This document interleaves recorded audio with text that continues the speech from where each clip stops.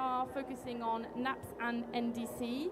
And this year is a critical year for those climate plans because this is a year when they are all expected to be resubmitted. It's also building on quite a lot of momentum in terms of integrating water and sanitation within those NAPs and NDCs. Back at COP28, the global goal on adaptation was being, the definition of the global goal on adaptation was being defined, and water and sanitation was identified as the first thematic target. And we're hoping that the indicators will be agreed this year. And we know that country governments have been working on their NAPs and NDCs in the past few years to really integrate water and sanitation into them. So this event today actually builds on the NAPs and NDC Day that we held here in the Water Pavilion last year in Baku. And since then we have seen quite a lot of progress on water being mainstreamed within the climate plans. And at WaterAid, we have been working with quite a few of those country governments to support them technically in integrating WASH in their NAPs and NDCs. I can cite many great examples from Tanzania to Burkina Faso, Pakistan, Bangladesh, or even Mozambique.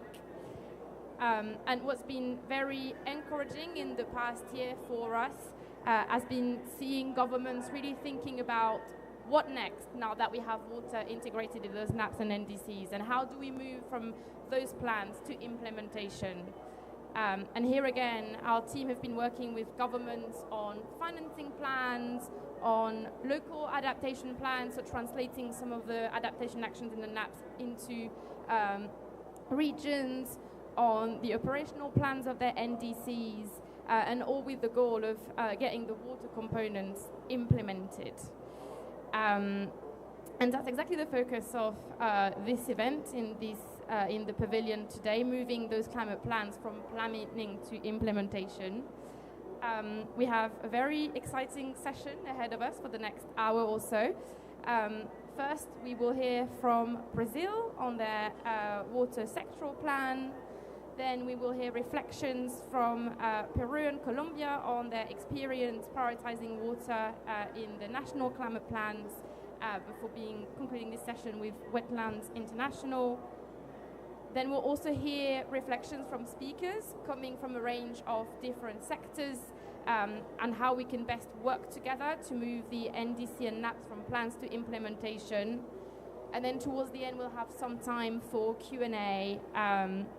And we will be closed by Amanda Mackey at NDC Partnership.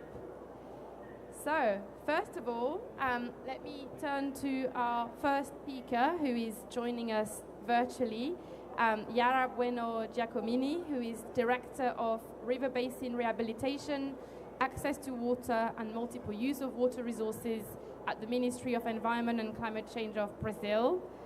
Yara, it's a pleasure to have you with us today. Thank you so much for joining us online. May I kindly hand over to you to tell us a bit more about Brazil's water sectoral plan, please? Yes, thank you, Iris. Hello, everyone. Good morning. Thank you very much for this opportunity. It's a pleasure to join this important discussion. And I would like to begin with a simple but powerful idea that guides Brazil's work on adaptation, which is carbon is to mitigation what water is to adaptation. If carbon defines the scale of the climate crisis, we can say that water defines its impacts on people, on ecosystem, and on economies. For these reasons, Brazil is advancing the National Water Resources Adaptation Plan that places water as relevant to climate adaptation and resilience. And our approach is grounded in practical, implementable actions that generate immediate benefits while building long-term resilience. This includes expanding water reuse, accelerating the transition toward a circular water economy, and restoring the riparian vegetation that protects riverbanks, springs, groundwater recharge areas, and the hydrological stability of the entire basins. These measures are not isolated intervention. They are part of a broader shift toward hydrological cycle-based solutions, where policies and investments consider infiltration, evapotranspiration, groundwater, and surface water as interconnected elements of one integrated system. And a central aspect of Brazil's adaptation plan is its commitment to climate justice and water citizenship. Water vulnerability is unevenly distributed, and those who contribute least to the climate change often face the most severe consequence in Brazil and in the world. Therefore, our adaptation strategy explicitly incorporates social equity, territorial rights, and differentiated impacts. This included recognizing the essential roles of indigenous people and traditional communities, whose territories provide critical hydrological services, protects headwaters, and maintain active vegetation that stabilizes regional climates. And to guideline decision-making and investment allocation, Brazil developed a special modeling framework on its NAP based on three robust criteria, which are first, current water balance, identifying regions already under hydrological stress with a lot or less water. Projected changes in river flow under climate scenarios, highlighting where future scarcity or excess will occur. And three, riparian vegetation deficit, mapping where ecosystem degradation making basin more vulnerable. And by combining these layers, we produce a prioritization system that identifies where adaptation measures are most urgent by municipality, by hydrographic basin, and even by specific economic sector. This allows federal and state and municipal governments to direct resources strategically, and it gives local administrations a clear roadmap for action. So to support implementation and monitoring, Brazil is also adopting the Water Resilience Tracker tool, which provides standardized qualitative indicators, which helps to compare progress across regions and it strengthens transparency and accountability. These tools allow us to measure not only infrastructure outcomes, but also the governance improvements and the resilience that the sectorial plans have. And what emerges from this process is a powerful message. Adaptation is achievable when we integrate hydrological science, social justice, and practical policy instruments. By restoring riparian zones, reusing water, promoting circularity, strengthening local governance, and protecting indigenous and local and traditional territory, we are building a more resilient water future, one that reduces climate risks and improves quality of life. So I'll finalize in saying that we believe that placing water in the heart of climate adaptation is not only necessary, but it is transformative.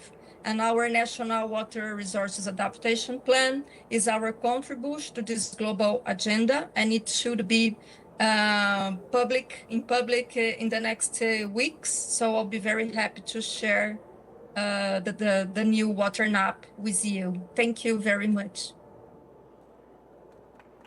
Thank you very much, Chiara. I don't know if you can hear, but people clapping in the room, and we're very excited to see your new water NAP coming out very soon. And you've really touched upon so many important aspects of this plan, making sure that hardest to reach and most vulnerable communities are reached, identifying the most vulnerable areas, acknowledging the interconnectedness of water with the wider ecosystem. So it sounds all very exciting. Thank you so much. Yeah.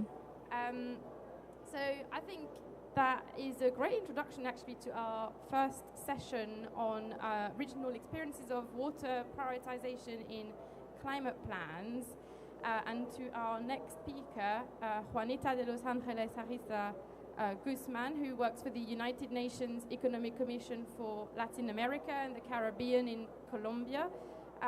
Juanita, thank you so much for joining us today. I can give you the spot here if you want to speak from the lectern. Yeah, would you like to?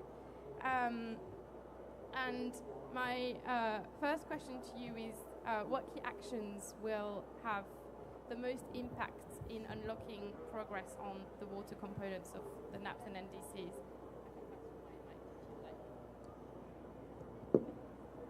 Hello. Good morning, everybody. Thank you for having me as a focal point of the Environmental Justice Group of ECLAC.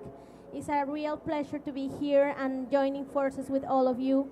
And I think that in terms of water, we must recognize the need to integrate water fully into the climate planning and finance.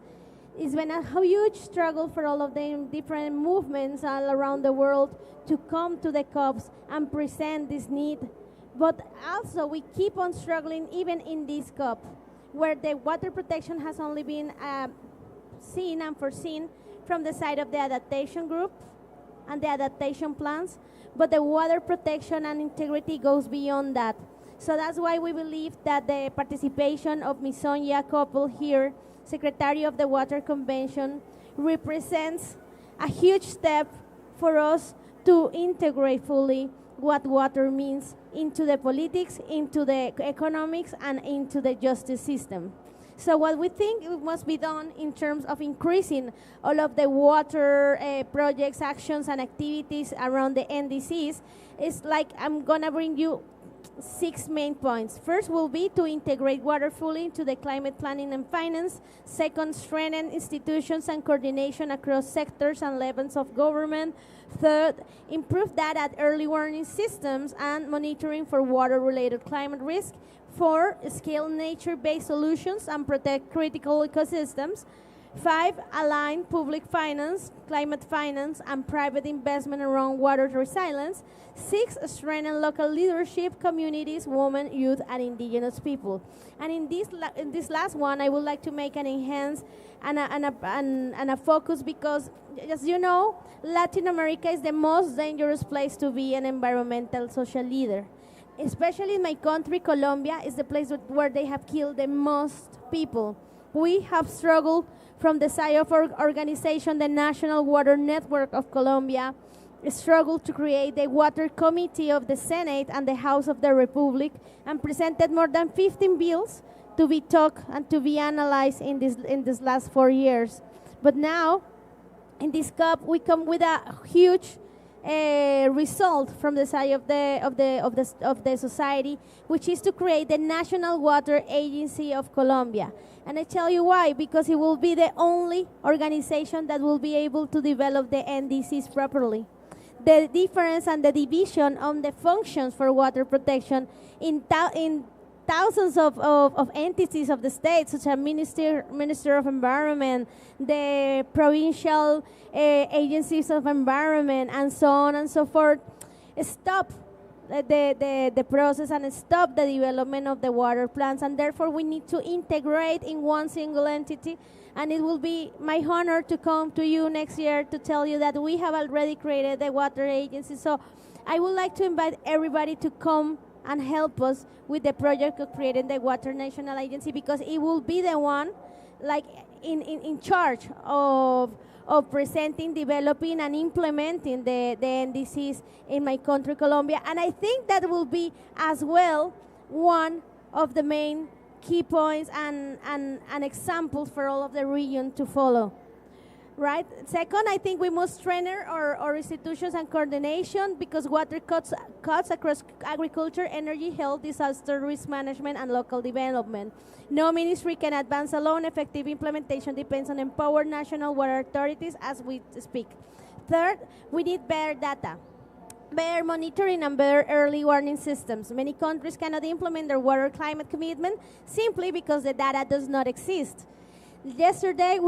No, 2 days ago, last week, we had the opportunity to hear the Director of Sustainability and Environmental Justice of the ECLAC, Mr. Carlos de Miguel, who is the boss at CEPAL in these terms, and he was presenting us the general report of the ECLAC on this regard, showing that the whole region is completely stuck on the agenda of water protection and water development.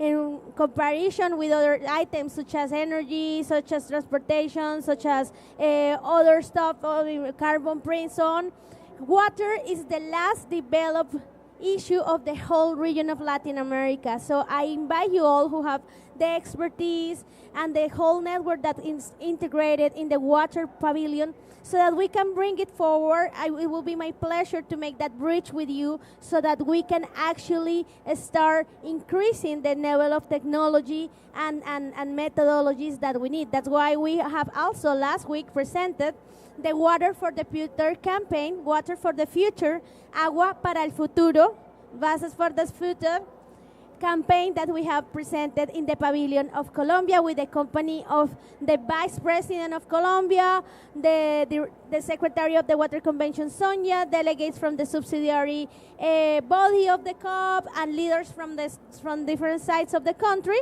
where we are telling that after more than 16 years of work, we come to the conclusion as well that we have created more than 5,000 laws in Colombia, 5,000 environmental laws, and still the problem persists. So what we need also is technology, know-how, capability building, capacity building, interaction and accords with all of the other organizations around the world to increase the baseline of knowledge and integrity of the action toward water. Finally, I think that progress is only unlocked when finances ministries, planning authorities, and environmental institutions work together. Aligning public budgets, climate finance, and private investment around water resilience turns isolated projects into long-term strategies. Implementation ultimately happens at the local level through communities, women, youth, and indigenous peoples, the actors who save water every day. We must scale nature-based solutions and protect the ecosystems that regulate the water. Wetlands, rivers, mangroves, aquifers, watersheds are our most powerful and cost-effective climate infrastructure, not forgiving the glaciers and ecosystems of high mountains. And restoring them is faster, cheaper, and often more resilient than green alternatives. When these ecosystems are embedded in the NDCs and NAP targets, the benefits multiply across adaptation, biodiversity, and community resilience. Finally, the discussion on the index of the adaptation group index outcome that we're waiting here, I think the discussion can be simplified like really easily. We need to target to achieve actions that are going to help us to protect and stop to arrive to the planetary limits that the Institute of Environment of Stockholm has so widespread, so widely tell to the world. There's 10 limits that our world has and that we cannot pass, and 3 of them are related with water: oceanic acidification, freshwater use, and the protection of water sources. We are already working in Colombia with all of our strength. We changed the National Development Plan. We're in this process of making a paradigm shift to make the enterprises and institutions to understand that this is not only a matter of international negotiators in an international conference. No, this is a matter of every day where we need all of the enterprises of the country working, and we have in Colombia mobilized more than 60,000 million of Colombian pesos for the water protection. So I invite you all to come to Colombia and help us improve, help us increase, and help us guarantee the water for the future. Thank you very much.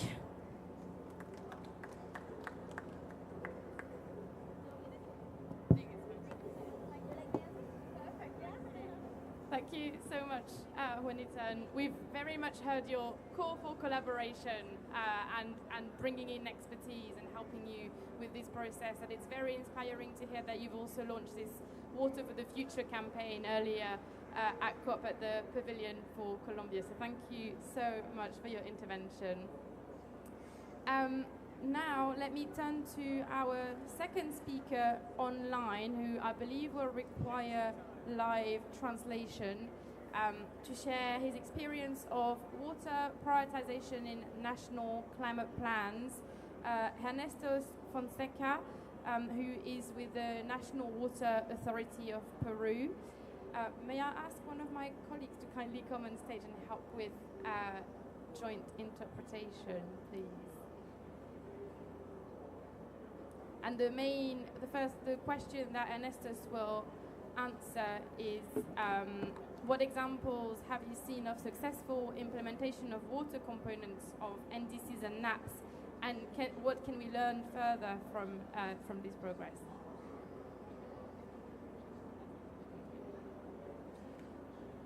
Ernesto, hola, bienvenido. Estamos aquí con una pregunta para usted, que es, ¿cuáles ejemplos tiene Perú de suceso para la implementación de los componentes de agua en los planos nacionales climáticos de Perú? Gracias. Buenos días, mi nombre es Ernesto Fonseca, soy especialista en la Autoridad Nacional del Agua de Perú. Me dijeron que podría compartir unas láminas para apoyarme, ¿no? Sorry, so Ivan, he wants to share some slides. You have it? Yes. So Ernesto, por favor, puede compartir. ¿Tienes acceso? ¿Sí? No sé si me confirma si se ve, por favor. Sí, vemos. Necesitas solo clicar en presentación, modo de presentación. Sí, perfecto. Gracias. Ya.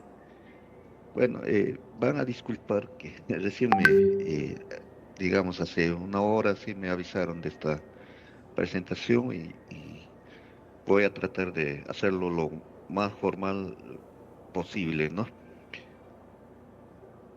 Sí, es bueno, no te preocupes. Ya. Bueno, en el país, y como ya deben saber también ustedes, ya hay unos compromisos para cumplir de las NDCs, ¿no? Y dentro del cual del conjunto de las NDCs de adaptación y de mitigación al cambio climático, el Perú cuenta con 31 medidas de agua, ¿no? Para la adaptación, digamos, al cambio climático. Puedo entonces hablar.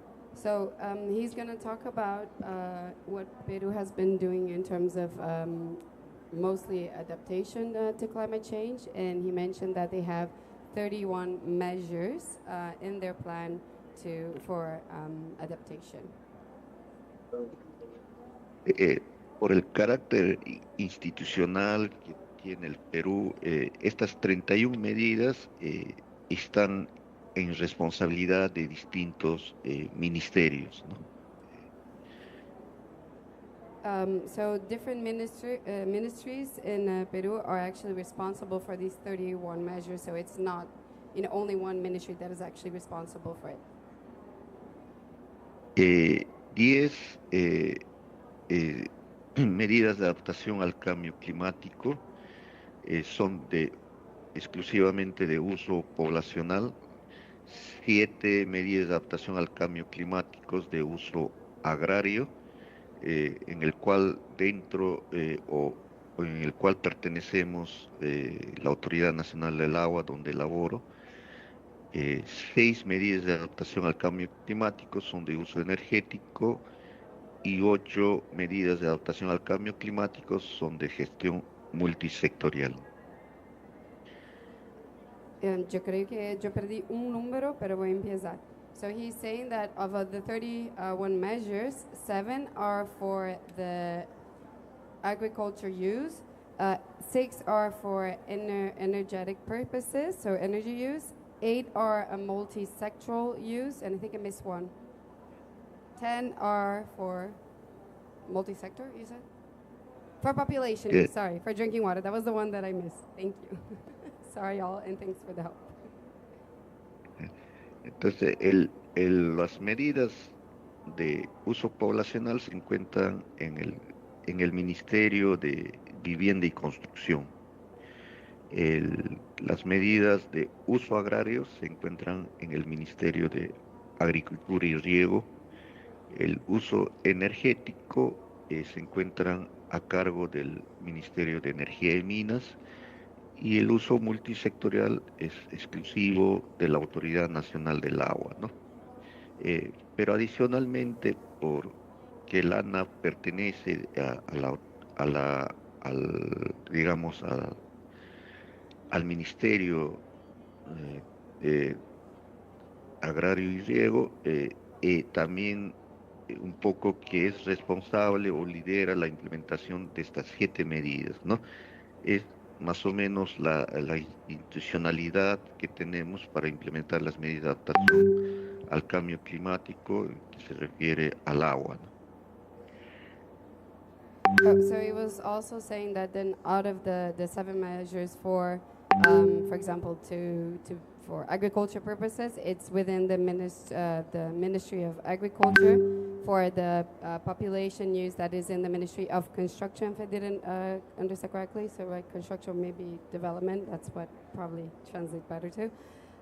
For energy in the Ministry of Energy, and then the multi-sectoral, and that's then the National Water Authority, where Ernesto works. Bueno. Estos son el listado de las 31 medidas digamos, de las medidas de adaptación al cambio climático.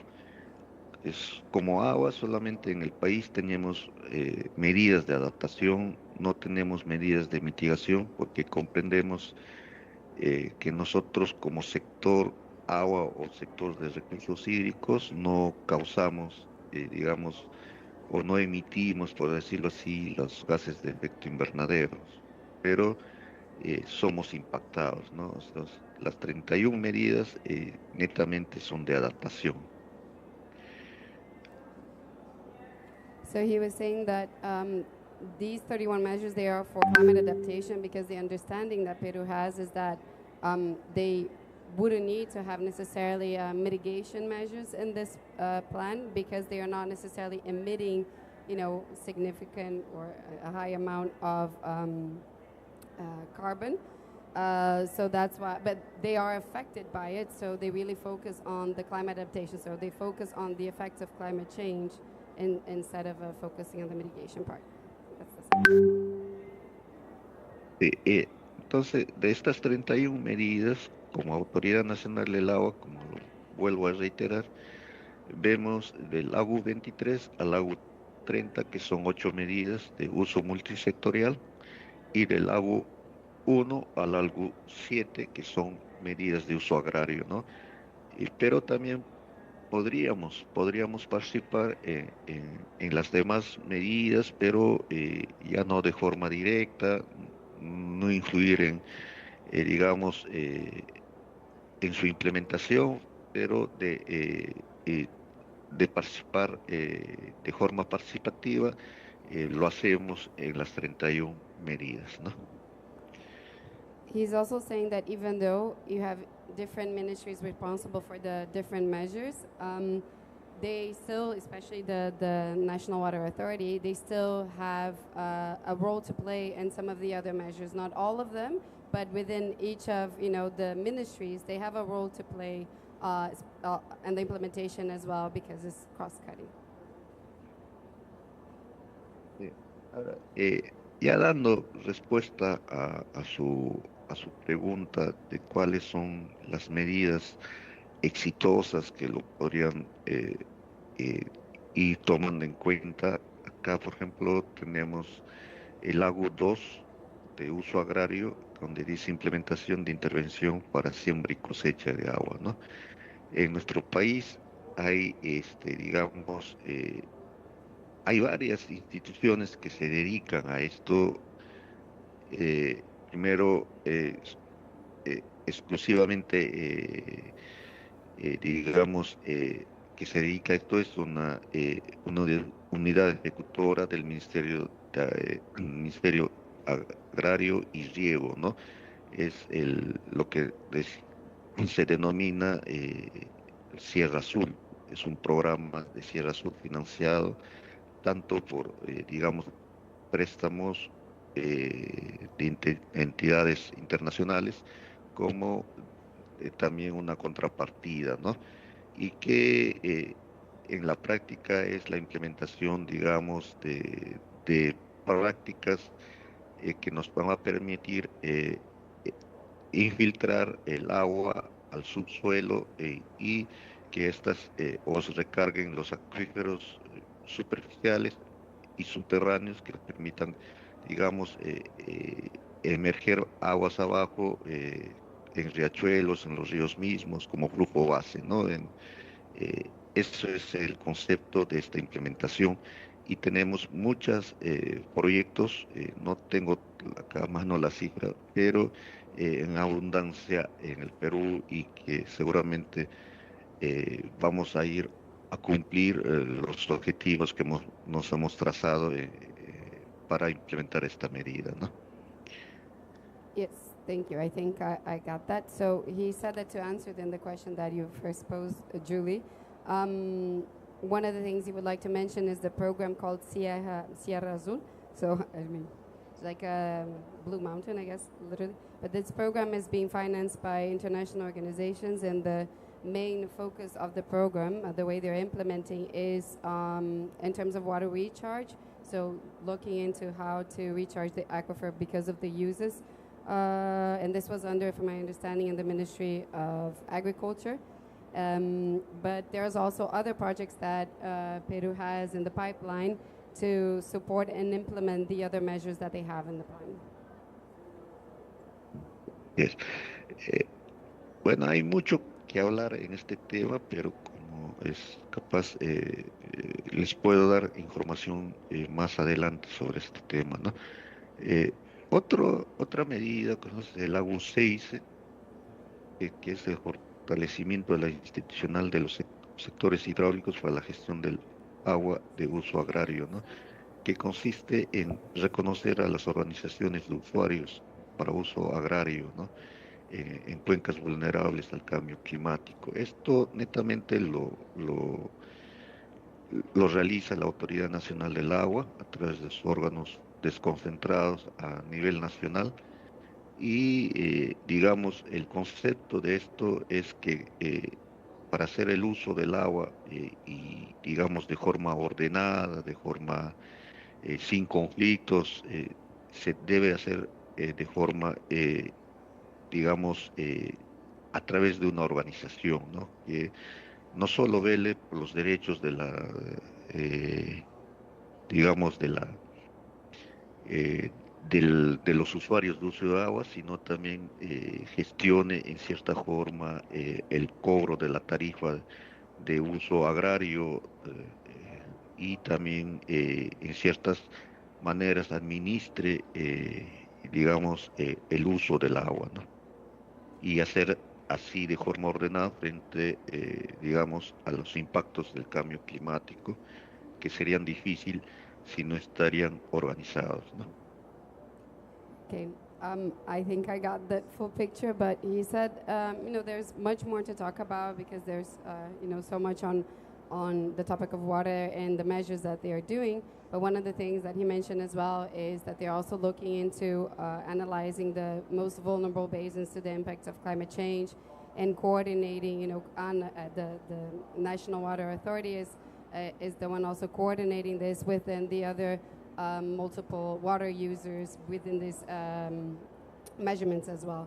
I mean, I think that's, yeah. So that's more or less the conclusion, or the way that he was saying that the most, what they're really trying to do is coordinating all these measurements together, looking into the vulnerabilities so they can really adapt to climate change.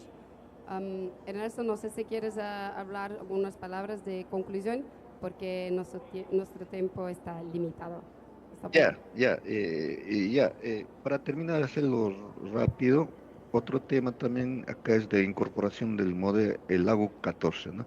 El lago 14 es la implementación de servicios de retribución de servicios ecosistémicos, que también es una parte importante y se cobra una retribución en la tarifa de agua de uso poblacional para implementar medidas de adaptación o medidas ecosistémicos en las cabeceras de cuenca, ¿no? Eso también.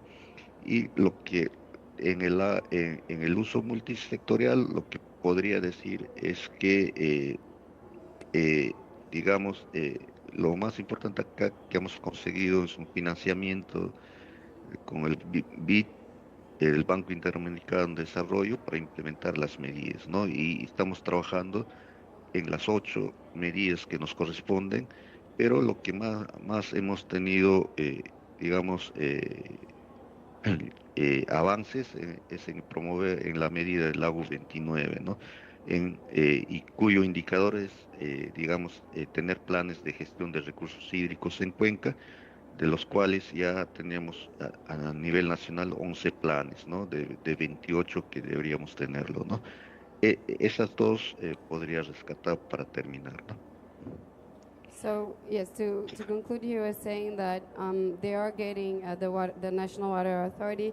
They are focused as well on one of the measures 14, which also talks about payment for ecosystem services, getting tariff, using the tariffs from the water charge to implement the measures. And they also have been working implementing their own, the key measures, which was 8 measures that they are responsible for, and that is being financed by the International Development Bank. And they're using that financing as well, that resource to implement, and they're looking forward in the next steps as well as to finalize other river basin plans, because they have 11 that has out of 28 that are ready and done, but they still need to work on the other river basin plans, and that's the goal for them for the future. Thank you.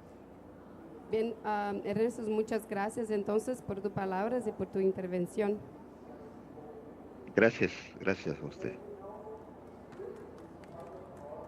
Thank you so much, Ernestus, and thank you, Paola, for translating here. I think you actually are the next speaker for this.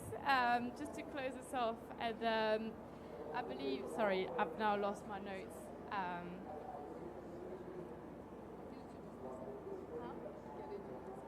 Yeah, would you like to introduce yourself and tell us about what you're going to talk about around the Freshwater Challenge, please? Yes, of course. Thanks, Julie. So I'm Paula Martinelli. I work for Wetlands International, but I'm speaking here on behalf of the Freshwater Challenge. I'm the Freshwater Challenge coordinator, global coordinator. And this initiative, it relates to the topics we are talking about, because we have over 50 countries where they have, this is a country-led initiative where they have said and shown their ambitions on the restoration and protection of freshwater ecosystems. So it was launched in 2023 by 6 countries, and now we already have over 50 country members with this goal that I mentioned. We have recently, with the momentum, got an approval of this JEF funding of $5 million US.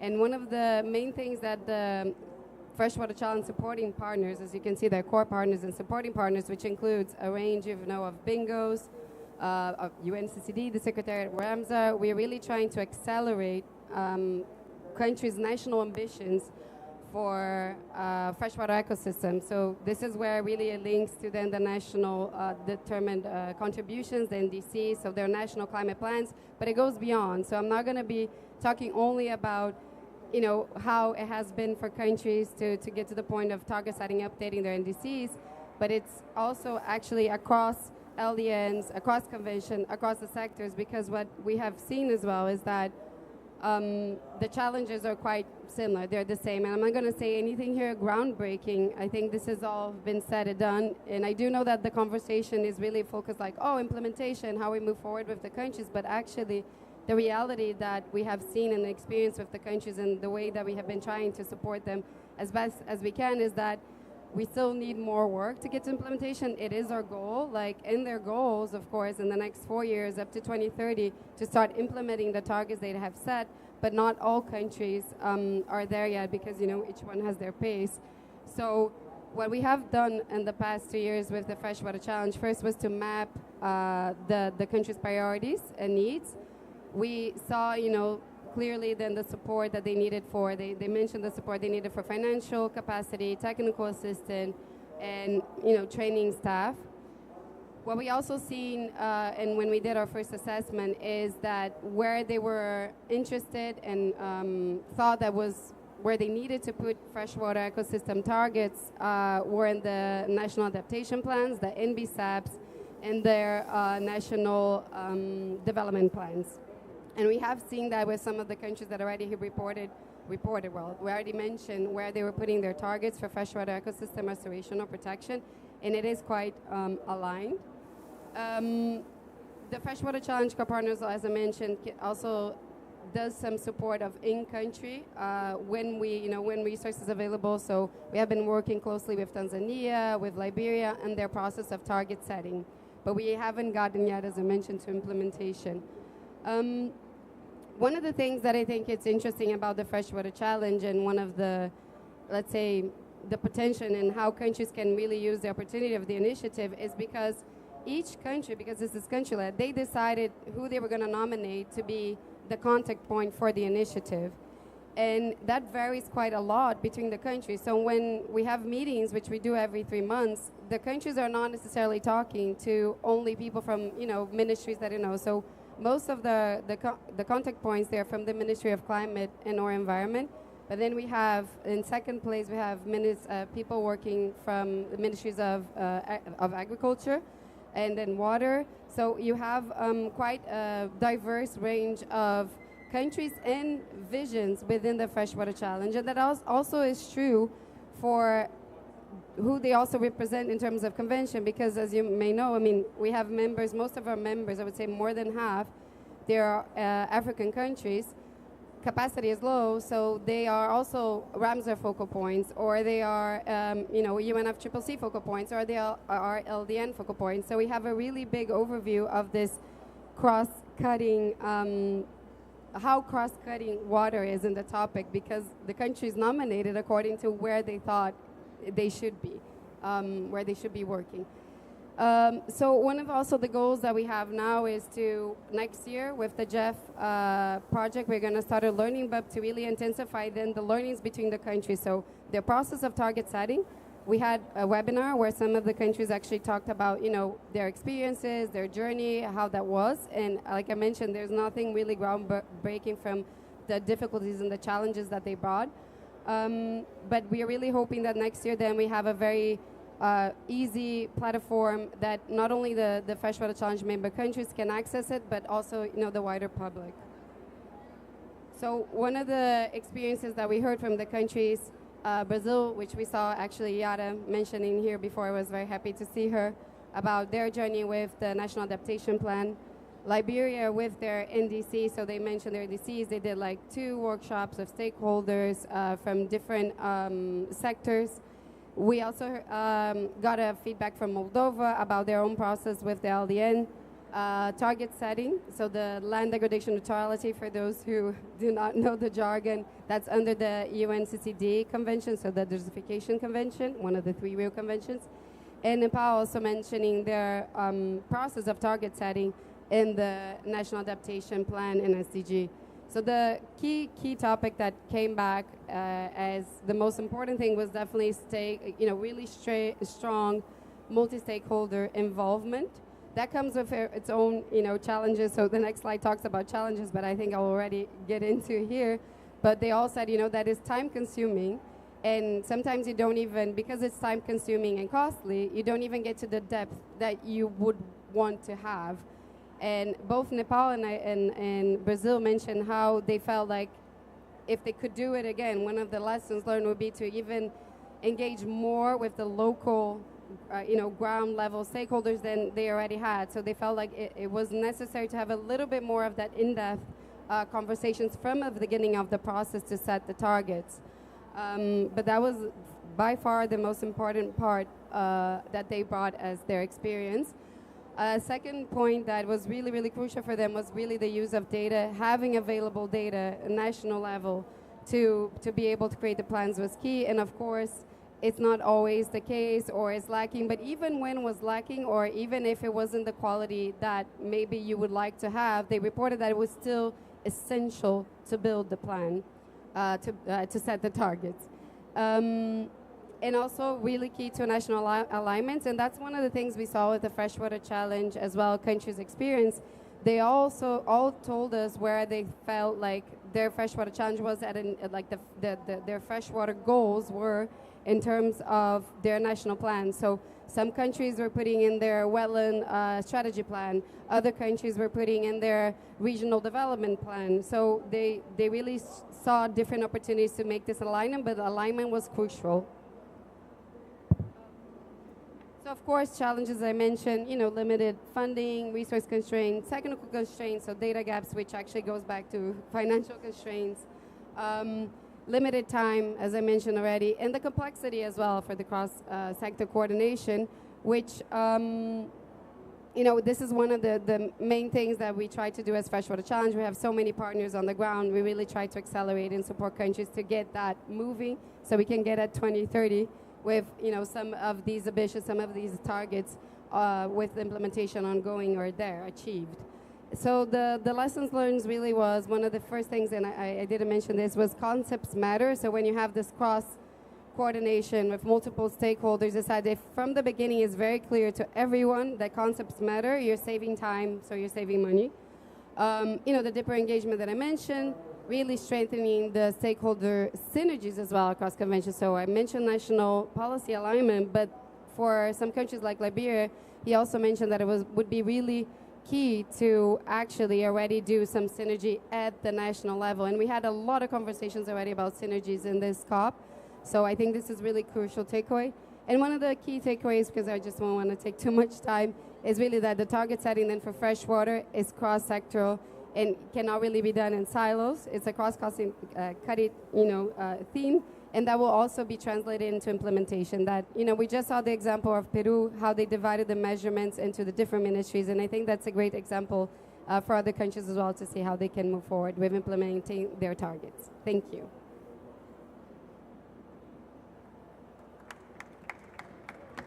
Thank you. Thank you very much, Paola, and a lot of recurring themes between yours and Esther's presentation around the cross-cutting nature of water, the need for multi-stakeholder collaboration, greater synergies between sectors. And that's actually a really good segue into our second reflection section on how different sectors can best work together to move NAPs and NDCs from plan to implementations. So I'm actually pleased to welcome our 4 speakers. First of all, we have John Grimes, who's Chief Executive of Smart Energy Council. John, feel free to take a seat at the front. We also have Leah Ronaldo, who's Associate Program Manager Officer for Human Settlements at UN Habitats. So please also take a seat. We have Greenwell Machaya, who's Senior Researcher and Economics Research Coordinator and Deputy Country Representative for South Africa at the International Water Management Institute. And we have Jose Gesti, who's Senior Climate Advisor at SWA. So very pleased to welcome you all today.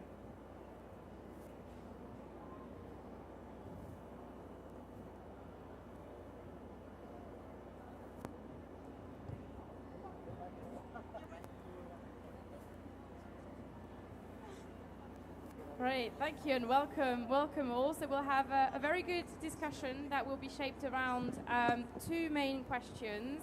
The first one will be how to maximize synergies and manage trade-offs between sectors when implementing the water elements of the NAPs and NDCs. And then the second question will be more centered around what can sectors do differently to implement the water components of the NAPs and NDCs. So first, let me turn to you, John. So, John, you're an advocate for smart energy industry, and you sit on a number of expert reference committees and boards providing advice to several governments and the energy sector. And we know how water and energy sectors are very closely intertwined. So from your experience, how do you think we can maximize synergies and manage trade-offs better to implement the water components of the NAPs and NDCs? Fantastic. Thank you very much, and a great pleasure to be here this morning at the Water for Climate Pavilion. Let me start by just paying my respects to the traditional owners of the land that we're on today, the indigenous people of the Amazon region, people with a deep connection to water, to land, and I think we need to acknowledge their role in these debates. Friends, the world is undergoing a massive energy revolution. Do you know that if you go to bed at night, by the time you wake up in the morning, about 1 gigawatt of solar PV has been installed around the world. That's the equivalent to 1 coal-fired power station every 15 hours. This is a massive transformation that is fundamentally changing our energy sector. And this transformation naturally has impacts on water and water management. The good news is when it comes to solar, in the manufacturing, yes, quite a lot of water use, high purity water, but in the deployment of solar, much less water intensive than coal-fired power stations, for example. There is in dusty environments the need often to clean solar panels, but the good news is in arid environments, you can use dry cleaning methods. You can use films on the solar panels. You can use air pressure. So there are many innovative ways to actually clean solar panels in dry environments. But of course, solar is not all. We have a massive wind transformation also underway. And the good news there is an operating wind farm uses no water. That's excellent. We're going from coal that requires a lot of water for cooling towers and for operations to something that uses no water at all. But of course, water is used in other parts of our industries. For example, in battery manufacturing, in the production of lithium, often it's salt brine water that's actually flooded onto large plains. The water is evaporated to create the lithium that then goes into lithium-ion batteries. So there's an impact in terms of how that's managed and competing uses. I suppose the point I would make is that we need to think about water as being a core input, not an afterthought. And you're quite right, this has to be an integrated discussion because there are competing priorities for the limited water resource. I come from Australia, and Australia is an arid country. We understand the importance of water. We know that freshwater access in many places is limited. We also need to think about ways that we can use non-potable water for these industrial processes. Recycled water, groundwater, other sources which are perhaps less scarce but need to be equally managed. So I'm excited about the advent of the energy transition. I think it's a good news story on whole for the water sector, but energy and water need to be coordinated from the outset, and so that's why I think it's really important that energy is integrated into these discussions and that we have that ongoing discussion. Thank you. Great, thank you so much, John, for this. And a lot of very important points to reiterate around competing priorities for water resources. Very good to also hear that some energy solutions exist to be less water intensive, and yes, definitely need greater collaboration from the get-go between the water and energy sector. Thank you so much. Let me now turn to you, Jose. So Jose, you're Senior Climate Advisor for SWA. You have conducted many NAPs and NDC analysis on the integration of water and sanitation within those climate plans. You've also supported the analysis of the NAP progress report recently. So based on your in-depth engagement with those climate plans, how do you think we could maximize synergies and manage trade-offs between sectors to implement the water elements of the NAPs and NDCs? Thank you very much, Julie, and it's a pleasure to be back again here in the Water Pavilion to share reflections around this. You're very true, and this year has been a good analytical year in terms of understanding how water and sanitation feature priorities in national adaptation plans, and we also have the great news now with the NDC report, understanding that water is making it more and more prominently into the nationally determined contributions. But I would like to be a little bit provocative with my intervention, as I had already warned you, Julie, today. Because in the concept note for this event and all over here, even in the Water Pavilion, we've been talking a lot about systemic change, cross-sectoral nature of water and making water part of energy, but many other sectors. We are talking about systemic changes, we're talking about transformative adaptation. And what I want to say is that for me, systemic changes and transformative adaptation should be good as a guiding star, but must not be a precondition for movement and for change and for implementation of adaptation action on the ground. The theme of the systemic changes and transformative adaptation, we have to admit, is very intimidating. It's intimidating, it's abstract, it's complex, it's expensive, and what we cannot afford is that this is leading to fear and this is leading to inaction. So a key message that I wanted to use my microphone right now is to say that incremental adaptation and baby steps are not the enemy of systemic changes or transformation. So incremental steps are indeed exactly what is going to open the door to longer term and systemic changes. Let's remember, when we think about these very complex and abstract terms of systemic changes and transformative adaptation, and everything has to be cross-sectoral, and water needs to be everywhere in all the sectors, let's not forget that for some countries, this is science fiction. And we've been just reminded recently that is 2025.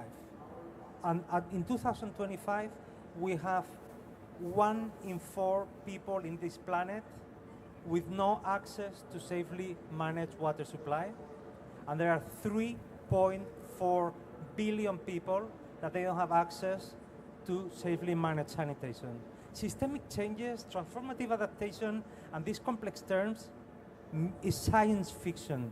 I've been in Angola, where I've seen a woman literally spending 3 hours of her day to get and collect water.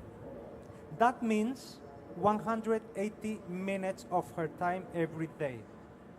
Incremental baby steps. If that lady could just walk 1 minute less every day, in just half a year, could mean that she has access to water on her premises. So baby steps can lead to a great deal of a big change on the ground. So equity demands that we don't delegitimize incremental gains. At the same time, as you rightly said, I've been going through all sort of national adaptation plans that have been presented so far. Right now, we have 65 countries that have developed national adaptation plans. Yes, it is true that we see water priorities incorporated into those. We see much less sanitation being incorporated into those. Are we going to tell to these 65 countries now that their national adaptation plans are not worth it because they are not transformative enough, because they don't drive systemic changes enough? Let's not make the perfect the enemy of what is needed. And I'm so happy because what I'm going to say now is being backed up by our interventions by Colombia and by Peru, indeed, where we have made a big deal of progress in incorporating water into NDCs and NAPs, but in my opinion, the bottlenecks remain the same. Climate policies, NDCs and NAPs, sit within ministries of environment. Thanks God we got 2 great presentations from Peru and Colombia explaining how line ministries and specific departments are the ones that they own in their countries these priorities. Because environmental ministries were never meant to implement. Environmental ministries don't have the capacity to implement priorities on energy, on transportation, on water, on sanitation, on food, on agriculture. So their climate policy is a goodwill policy, but needs to be implemented, as we've been reminded today by Colombia and Peru, by clear mandates from line ministries and sectoral organizations. So then the other provocative, and I will come to a conclusion now, is that, how do I say this that it doesn't sound too strong, but we get a little bit now obsessed with having water into NDCs and NAPs. I could call right now also for a huge focus on understanding how our own water and sanitation policies integrate climate. Because it's going to be much easier to see adaptation and mitigation implementation if it's our own policies and our own strategies and our own plans in water and sanitation that integrate climate, that they start doing a good planning and climate risk analysis to be the embryo of water and sanitation policies? Why do we need to rely on ministries of environment, including our priorities into climate policy when they are not the ones implementing? It is our line ministries implementing policy and strategies. So let's start a much better deal, and let's start keeping an eye on how climate is integrated into our policies and strategies. I think I covered a lot already. Thank you so much, Jose, and thank you for really bringing those challenges up to the front. And you're right, all those challenges are very valid points and discussions, and some of those challenges are also being discussed in the negotiation rooms around transformational adaptation. We're hearing negotiators making sure that it doesn't become the gold standard that then ties access to funding for implementing the GGS. So it's all very interesting and valid challenges that we all need to keep in mind as we work within the NAPs and NDC space. Let me just move on the conversation a little bit and turn to you, Leah. Leah, you're Associate Program Manager Officer for Human Settlements at UN Habitat. And based on your experience, maybe can you tell us a bit about what your sector and other sectors need to do differently to increase implementation of water within the NAPs and NDCs? Thank you so much, and thanks for having me here. This is actually an exciting conversation because it's a different entry point to the discussion. So I'm coming to this with, of course, the city glasses on, which is really interesting to then look at that city and water nexus. So what I want to share with you is, so to say, 3 key points. Where do we stand on water and NDCs and NAPs? What is UN Habitat doing? And so to say, where are also the negotiations going? And where can we maybe nudge some of these collective efforts? I don't think I need to remind any of you that cities are, of course, extremely impacted by water challenges. Many cities are in the coastal areas really facing, are being impacted by seawater rise, sea level water rise. Floods is, of course, a massive issue in cities as well. Expansion, wastewater issues are massive in cities. So water is really a big concern for many of our cities worldwide. So what we did is that working? It's like going on and off, huh? Yep, all right. We looked at both NDCs in water and NAPs in water. So the NDC report is actually a really recent one. We analyzed the NDC 3.0 to understand how does water in cities feature there and how are they integrated there. Overall, I would say pretty good news for the water sector because that connection is definitely happening. Water and cities together is the most referenced sector as part of the NDCs. So around 2/3 of the NDCs so far, we've only analyzed about 1/3 of them, are really looking into this water and cities nexus. Mostly looking into floods, so that's the #1 concern. Sea level rise, but also storms. So that's really the topics that are being covered when we look at NDCs in cities. Not only that, but they're also specifically looking into what are the responses that we need when we touch on the water sector in cities. So it's methane capture for wastewater, it's expansion of sewage systems in cities. So overall, really a super strong theme in the NDCs. If we look at the NAPs, we also did an analysis. We've been seeing that there's a rather fragmented integration, inconsistently address the city and water nexus. There's a mention of data challenges, weak monitoring and evaluation mechanisms so far, and a lack of policy coherence that we see in there, as well as inadequate financing mechanisms for this integrated challenge. So quite a bit of a disconnect between the NAPs and the NDCs if we look at the analysis so far. Again, preliminary results. All right, that's my first point. So opportunities there, and I quickly want to share with you what UN Habitat has been doing. So mainly two things. One is the Water as a Leverage project, which is the support from the Netherlands and Deltaris, where we are channeling funding to create these enabling environment, supporting the formulation and feasibility of water-related issues, really focusing on the integrated approaches. And I think that's what many of you have been saying. Water is not an isolated sector. It's really a cross-cutting issue. It's touching upon renewables, my favorite topic, by the way. And it's talking about adaptation more broadly. So that's one thing that we're working on.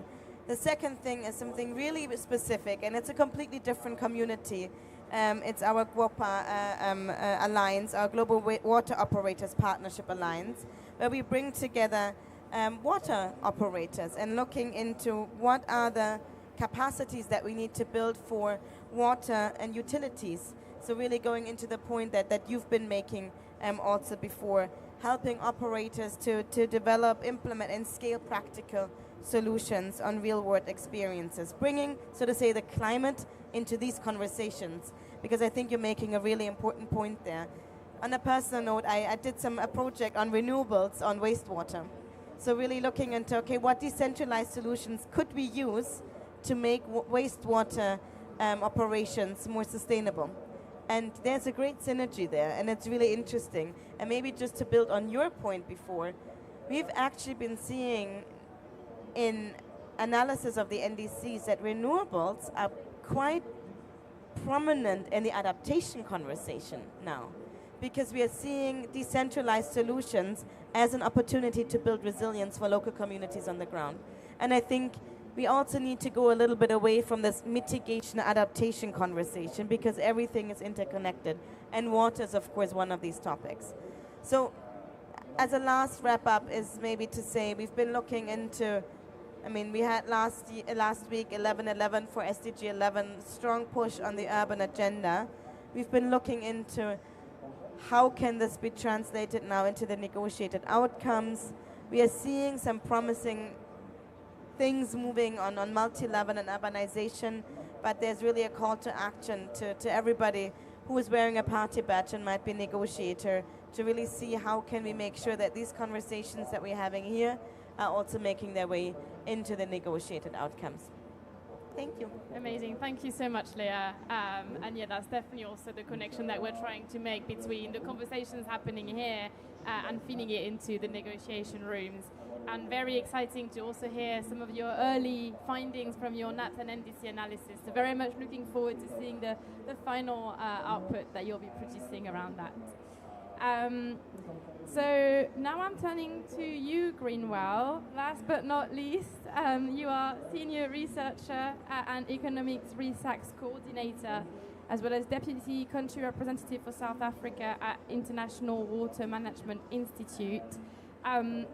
Are there any further reflections that you'd like to add to what Leah said on what sectors need to do differently to increase the implementation of the water components of the NAPs and NDCs? So thanks very much. Yeah. The insights I'm going to share here are not just from the International Water Management Institute, but I should also recognize the efforts and collaboration that we have with AGWA, as well as ARUP and Deltaris from the Netherlands. Under the program funded by the FCDO, we are working in several countries, Brazil inclusive, but I'm going to talk about Malawi, where through the Resilient Water Tracker program also, we are doing a number of things to try and just make sure that water is reflected well in national policies as well as in other areas there. I think what is of more importance also is to really also talk about how to try and bring together different sectors, because water is cross-cutting. You do one thing in the agricultural sector, you can be at the you can be disenfranchising somebody in the other sector. What we have found useful are several things in terms of insights. The first part is that you need to deliberately create a structure, an institutional architecture which brings together different sectors within the economy. So not just the Ministry of Water, like in Malawi, we're working with Ministry of Water, Ministry of Natural Resources, Energy, Mining, National Planning Commission, Ministry of Agriculture, etc. Because all these ones, they are kind of big consumers of water resources. So you need to deliberately bring them to a platform where you work together. Doing so minimizes duplication, but also becomes efficient in terms of even use of resources. The other lesson we're learning there is that it's useful when you're talking about financing not to think about the siloed approaches that we have countries often use, or the default ones, whereby you're thinking about your own small department instead of thinking about the bigger picture. It's useful to think about financial architecture or mechanisms that recognizes the importance of all the other sectors which utilize water in this case. It's challenging, but I think it's something that is emerging there. In Malawi, another lesson also is through the M&E system. So we note that the M&E systems are fragmented. So agriculture talks about itself. They might monitor the usage of water there, and their indicators might be different from the ones that are there in the Ministry of Health and Sanitation, as well as in the Ministry of Water. What we have been doing there is to work with all the sectors together to revise some of the indicators. So recently, at the request of the Malawi government, we grouped all this together, worked on the NAP indicators as they relate to water, refined the definitions as well as baselines as targets. Because everybody was at the table, at least we have a product that is less controversial. In the absence of that step, which might look trivial, is that you have people who say, oh, no, you are doing this, but we're already doing that. Why are you doing this? But if you bring everybody together, you really also kind of reduce the duplication. But we're also just trying to bring together indicators from different sectors so that when we're talking of something in one sector, the other ones also know. So we want to bring them together on a climate resilience insight portal, that's what we're calling it, together with the government, so that the key indicators that are of importance for the sector, they can be there and everybody will be there. All the analytics that we're doing should recognize the fact that it's not one sector, but issues are cross-sectoral. So I think for now, I can just maybe stop there in terms of what we're doing in Malawi, but there are several other things that we can expand on. Thank you very much, Greenwell, for sharing those reflections. Those are very interesting solutions that you've been exploring around having coordination platforms and having this portal where you can bring together those different indicators across sectors. Thank you, and thank you to the rest of the panel as well. I'm aware we are quite a bit over time. We were planning on keeping this session to 1 hour, unless there is any burning question in the audience. I would be tempted to bring us to a close and to turn to Amanda Mackey to close our session. Amanda, you're Director for Knowledge and Learning at the NDC Partnership. It's been a fascinating discussion. I think we've heard many different perspectives. So hearing our speakers, if you would be willing to come here and share some of your reflections or key takeaways from what you've heard today. Thank you. Thank you. And I'll keep it brief because I actually thought that this panel nicely summarized a lot of the issues and a lot of the thoughts that I wanted to bring as well. So I'm with the NDC Partnership, and we work to support countries to plan and implement their NDCs. And I think the most important thing to note is that what we see is water cuts across everything. And I really like the point that we need to think about water as a core input and not an afterthought. And just to give you some really brief statistics, if you look at the countries who've requested support through the partnership, just over 100 countries, 62% of those have requested specific support on water through the implementation or development of their NDC. So it's something that is really widespread. It's not universal, so there are opportunities, but it's widespread. And importantly, we're seeing it grow. So in the last 5 years, the number of countries who've engaged on water and their NDCs through the partnership has grown fourfold. So we went up quite substantially, and we saw a huge increase actually following the global stocktake and the call for focus on water systems and adaptation. Some of the types of requests that we're seeing also really align with what we heard today. So earlier we talked a lot about data analysis, MRV systems. These are exactly the types of requests countries are coming to the NDC partnership for and on water, and so would really encourage partners in the room who are thinking about water to think about these types of support, but also partners who are engaged more broadly in these types of support to be looking how water can be integrated into those solutions. The last thing I would mention is that there is still a substantial need for support. So I mentioned there's a lot of countries coming forward, but there is a lot of support needs that remain outstanding. And one of the really positive things that I took away from this panel today is that not only do we have a lot of partners who are focused on water, but we have a lot of partners who aren't focused on water, and I hadn't realized how much are actually bringing to the table. And so this is an opportunity for us as a partnership to think about how we better tap into those needs and ensure that we're bringing a cross-sectoral perspective to implement the NDCs. So I think I'll close with that. This was really fantastic and really nice to hear everyone today, but I'll turn it back to our hosts. Thank you very much, Amanda. And thank you very much to all our panelists, to all our speakers in the room and online. It's been, as you said, a truly fascinating session. So thank you so much for your time. And yeah, stay around if you want to have some further conversation. I know we didn't open up for questions, so apologies for that. But thank you very much.